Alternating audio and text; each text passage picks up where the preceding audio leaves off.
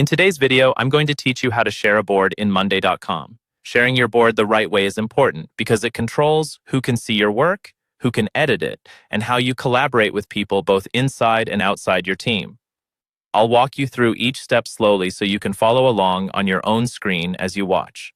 Start by opening the board you want to share. Look toward the top right corner of the board interface. There, you'll see an invite button. This is your main control for adding people directly to the board. Go ahead and click that button.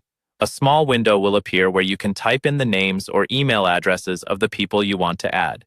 If the people are already part of your Monday.com account, you'll usually see their names appear as you start typing.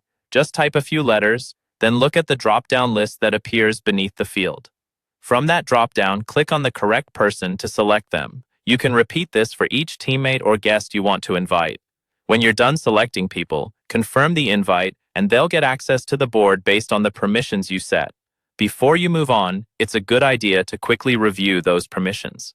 Next to the board title, or near the invite controls, you'll see a small board permissions icon, often shown as a lock or a person symbol.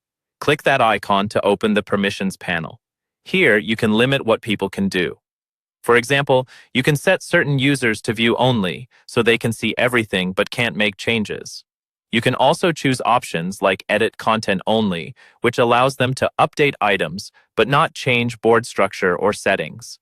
Take a moment to choose the level that matches their role and responsibility. Now, if you want to share the board with people who don't have a Monday.com account, you'll use a shareable link instead of direct invites. On the same board, click the three dots, or More options, usually located near the top right. From that menu, select Share Board, then choose Shareable Link. You'll see a toggle you can switch on.